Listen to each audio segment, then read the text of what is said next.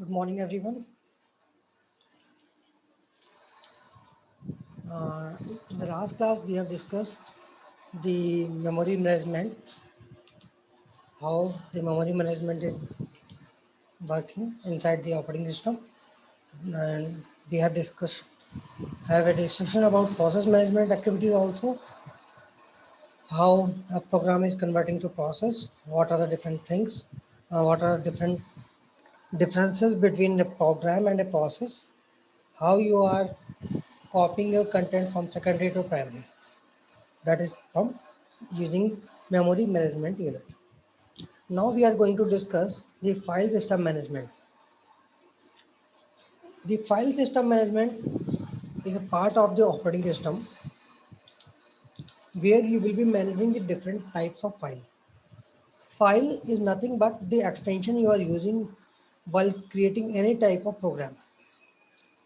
Whenever you want to watch a movie, it will be having a certain format like AVI format, MKV format, MP4 format, or so many formats are there. For images, JPG, PNG, BMP, there are so many formats for image also.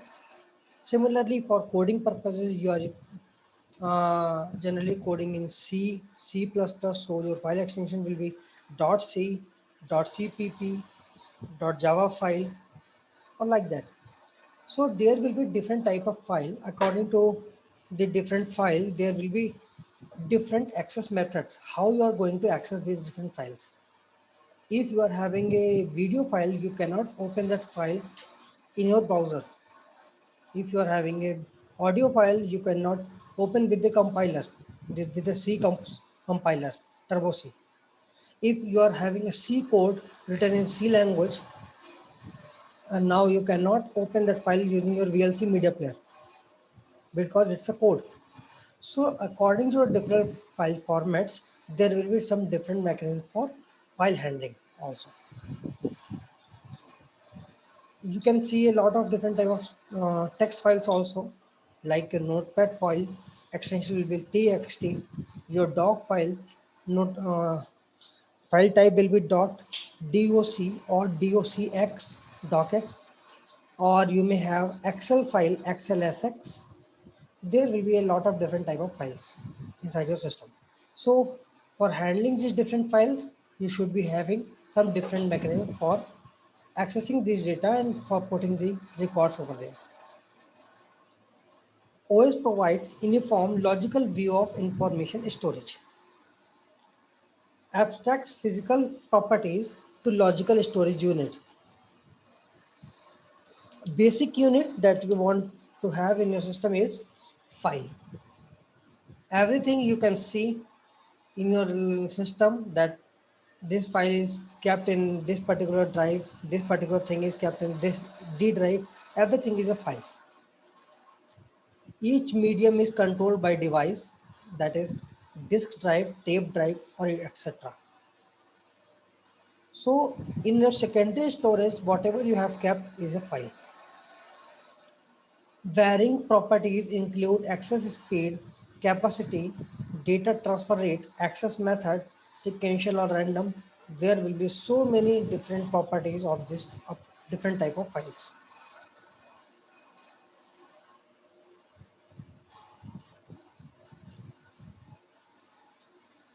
Then file system management, how you are going to manage the different files. Files usually organized into directories. Directories is nothing but a folder.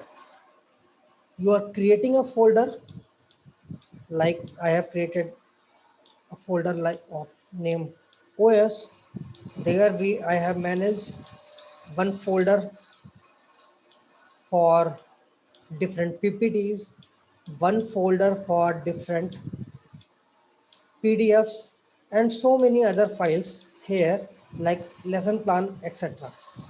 So your directories will be having the files, and every file may have different access speed, capacity, or the data transfer rate, or the access methods. Access control on most systems to determine who can access what.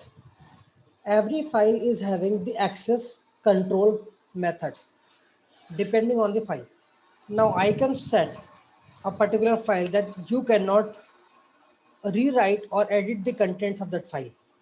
You can only view that particular file. So every file is coming with a type of protection unit. How and who will manage the contents of that file?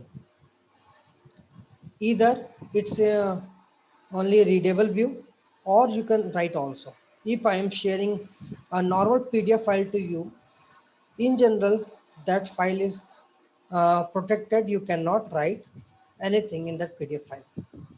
Otherwise, there are lot many tools who are going to change that PDF to any other doc file. Then you can change also. Otherwise, there are different type of files and different type of access controls are there for different type of files. OS activities include creating and deleting files and directory. OS can create or delete different files or even your directories. Primitives to manipulate files and directories. You can change the directories or the files. Mapping files onto secondary storage. Now you are saving your files on the secondary storage side. Backup files onto a stable, non-volatile storage media. Whatever you are running, you are changing the data. Operating system should have the capability to back up those files in the secondary storage on runtime. You are editing something, side by side it is saving the particular task, whatever you have performed earlier is to be saved in the secondary storage in your non-volatile memory. Volatile means that will be gone after power off. Non-volatile means after power off, it will remain same. Then mass storage management. Mass storage is nothing but your hard disk, CD drive, or DVD drive, etc. Usually disk used to store data that doesn't fit in main memory, or data that kept that must be kept for a long period of time. Whatever you want to secure, you should keep that particular files in the mass storage area. If you want a file for so many years, you should have kept this in the in some mass storage device like CD drive or DVD drive or your hard disk. Proper management is of central importance. Okay, how you are going to manage those files in that media. Entire speed of computer operation hinges on disk subsystem and its algorithms.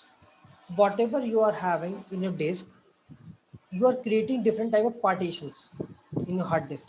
C drive, D drive, E drive, F drive. You are just creating the partitions, but it will be very difficult for operating system to create those partitions and to manage those different partitions. Your computer system will be completely busy at that time whenever you are creating the different partitions. You cannot do any other task while creating the different partitions on your device. What are the different OS activities in terms of mass storage management? Mounting and unmounting. Whenever you are inserting a media device to your system, it will say that now you have inserted a hard drive. D drive is now functional. It will show you some kind of message. That is mounting and unmounting. Unmounting means safely eject your media. Free space management. Whatever space you are having in your hard disk should be having a free space management. Suppose you are having a storage like this, it's a blank storage. You are keeping your file here, then another big file you are keeping here, another big file you are keeping here. Here also we want to have a file, here also we want to have a file. Now a big file came into picture. Now here you are having a less area, here you are having a less area. You are not having that much area for a big file. Now it should manage all the files in such a way that you can push your big task, big files in that particular hard drive at any time. So it should be managing your storage allocation part also. Then disk scheduling. Disk scheduling we will be studying in the fifth unit. It will be the last topic of your operating system. Then we will discuss about the disk scheduling, how you are managing your disk space. Then partitioning. Partitioning means you are dividing your hard drive in separate partitions C, D, E, and F. Then the protection controls. You can secure your C drive, D drive, E drive, or any drive with the persons what to whom you want to share your drive or not. There, whenever you are right clicking on any folder or any drive, there you will be having a option for properties. In properties, there will be an option of sharing. In that sharing field, you can share your particular drive with the concerned person, whoever you want to share with.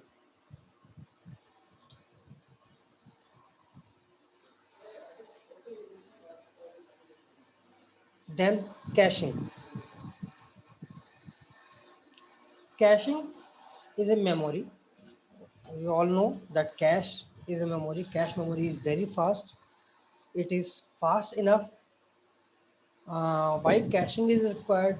Whenever you are opening a process, you are running a process, then the address of that process will be stored in the cache memory.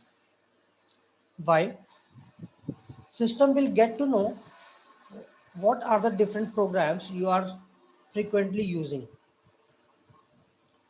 Suppose you are fond of music, there is this audio file in your system.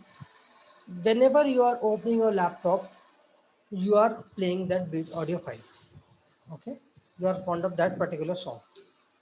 So the address of that frequent program will be stored in the cache memory. So whenever you are double clicking on that file, its address will be directly fetched from the cache memory and it will be played just then. It will be played in no time, you can say.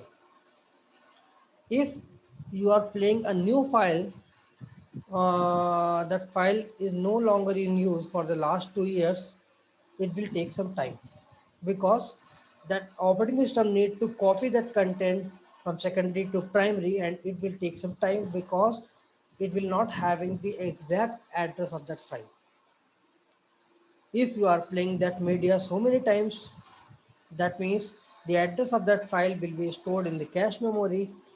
In cache memory, system will get to know the address of that file and it will be opened directly from there. Important principle performed at many levels in the computer, in hardware, operating system, or software. Important information in use copied from slower to faster storage temporarily. Faster storage cache checked first to determine if information is there. Whenever you want to run any kind of program, first it will be checked in the cache memory. If its address is found in the cache memory, then it is okay. If its address is not found in the cache memory, then you should get the content from the main memory. If it is information used directly from the cache, it will be fast. If not, data copied to cache and used there. Cache is smaller than storage being cached. Cache management important design problem. Cache size and replacement policies. So which are the items you want to store in the cache memory, which are the items you don't want to store in the cache memory. So there should be some sort of algorithms to handle these tasks. Suppose there are hundred of music in your system. You are playing any one of them randomly. You have played song number 1 10 times. You have played song number 2 100 times. You have played song number 3 2 times only. Played song number 4 5 times. So what are the different items that must be there in the cache memory, because cache memory is having a limited storage. You cannot store all the things there. So you should have a mechanism, an algorithm, which particular process should address should be coming there in the cache memory.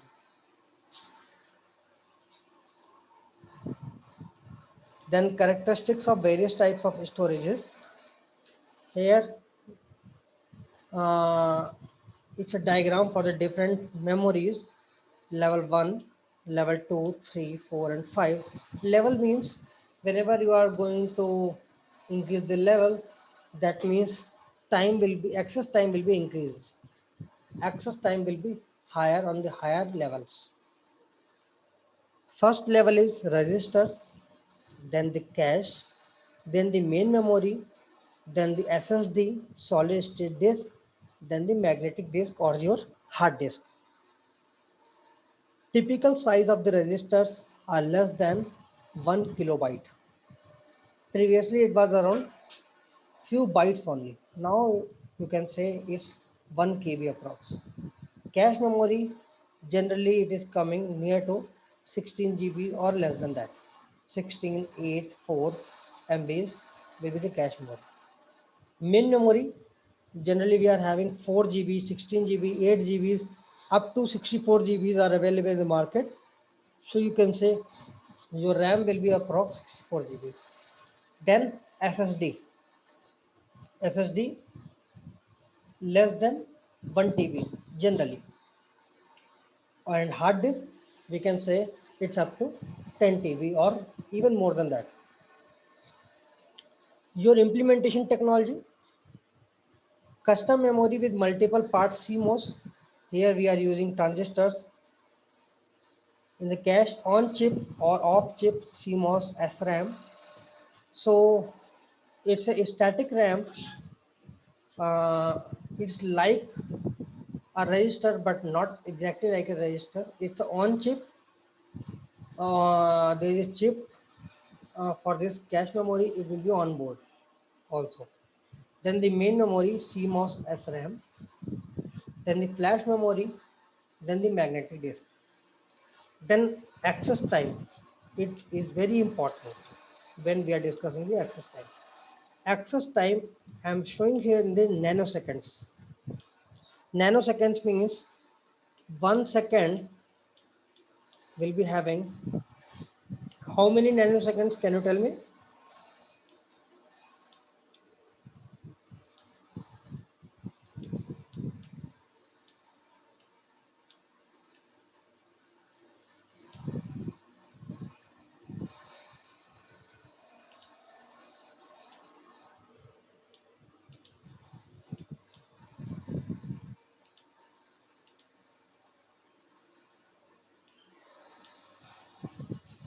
1 second will be equivalent to 10 to the power 9 nanoseconds. First milli 10 to the power 3 milliseconds. Then micro 10 to the power 6 microseconds. Then nano 10 to the power 9 nanoseconds. So generally your registers will take approximately 0.25 to 0.5 nanoseconds. It will be very fast. Then your cache memory 0.5 to 25 nanoseconds. Then your main memory will take 80 to 250 nanoseconds. SSD 25,000 to 50,000 nanoseconds. Then hard disk 50 lakh nanoseconds. So much time it will take. As compared to registers, you can check your main memory, you can check your SSD, you can check your magnetic disk. How fast it is, you can have the idea. Then bandwidth, how much megabytes can be transferred per unit time, per unit second? 20,000 Mbps to 1 lakh Mbps, 5,000 Mbps to 10,000 Mbps. Generally, we are not transferring the data in this quantity. Generally, you are transferring only KBs of data or bytes of data.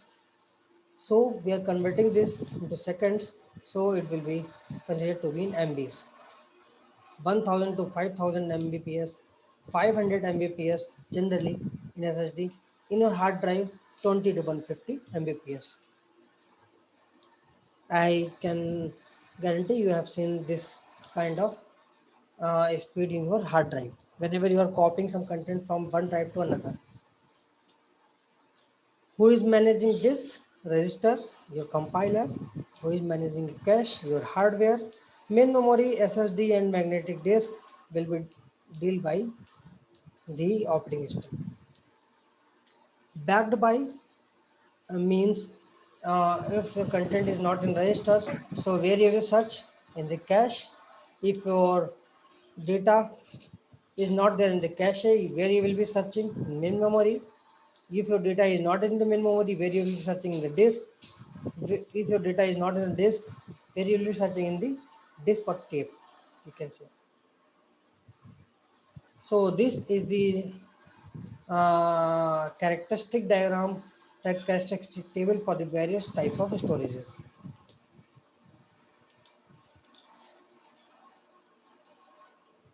Now migration of data A from disk to register. How you are migrating the data from a disk to a register. First, your data is in magnetic disk, a hard disk.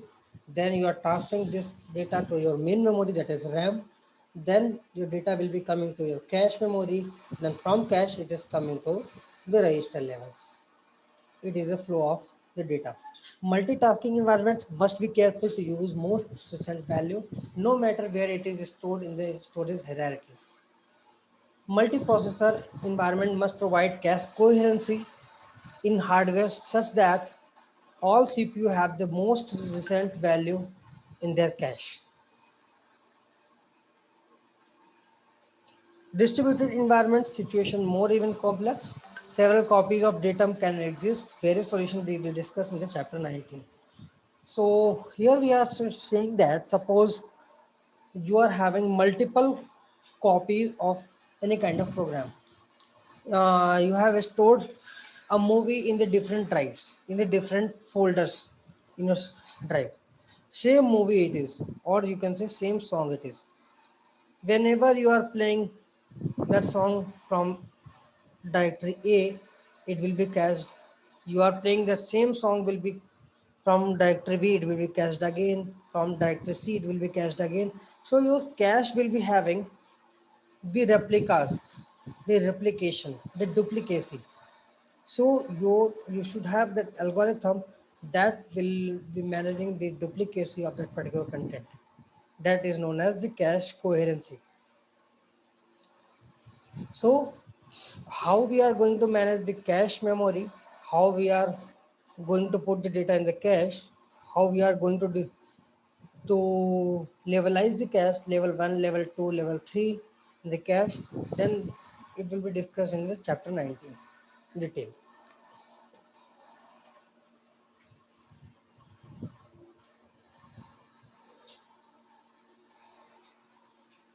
Then distributed systems.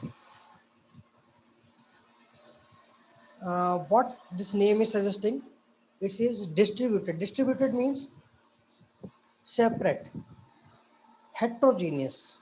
Heterogeneous means different. It's a collection of separate, possibly heterogeneous means different systems networked together. How? Uh, Suppose there is a lab, we are having 2, 3 normal systems, 2, 3 laptops, 2, 3 servers, some mobile devices, some printers, some other systems. Those are connected with the same network area, say with the same Wi-Fi or the same LAN. All the devices are connected with the same network. So it will be called distributed system. Distributed means possibly heterogeneous. Uh, it may not be heterogeneous, but generally we are using the term distributed in time whenever we are having different types of system network together.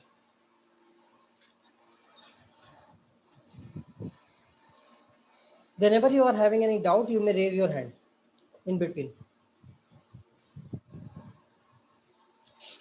Network is a communication path. What do you mean by network? It is a communication path. Uh, Generally, you will use this TCP/IP. I don't know whether you have covered with computer network or not. Might be you will be studying this subject in the next year. So, computer network is a field of the computer science. Network means you are having some systems that are connected with the same wire or some same medium, whether it will be wired or the wireless. Okay, network means connection. So in your lab there will be connection between each among every system. In every organization there will be a local area network, that is LAN, in every organization. So what are the different types of this network? LAN, WAN, MAN, and PAN. Local area network is generally used within a campus. Suppose there is a campus like Bharat Institute, where all the systems, whether this NA block or NB block or the administrative block, all the systems are networked together. We are using a same common line. We are using a same internet source. So all these things will be called as LAN, local area network. Then the wide area network. Wide area network means uh, we are having separate offices inside a city. We are having a branch of any company in the Mangalpalli. We are having a branch, second branch in the LB Nagar, third branch in the High-Tech City.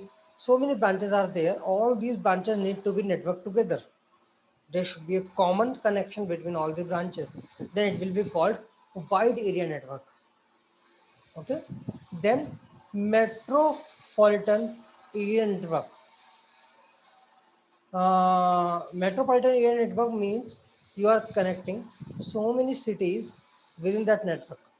Like we are having nationalized bank, like ICICI Bank, Axis Bank. Nowadays, every bank is nationalized. Whether these banks are working online with the help of internet? No, these are connected with a separate line. If these are working on the internet, even any person from outside can hack these systems and can change their values. That's why they are not dealing with the internet.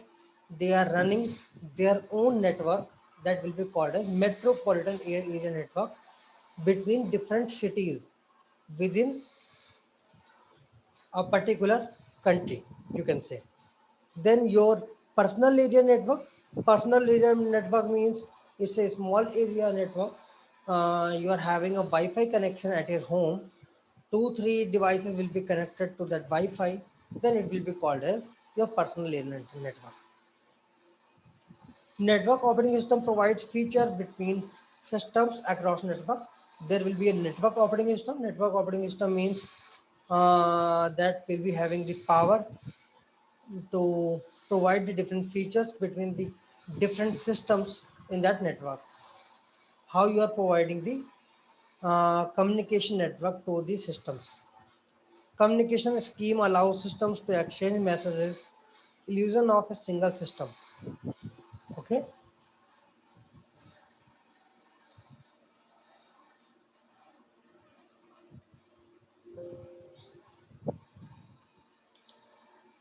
Then computer system architecture. I think this we should be discussing in the next class.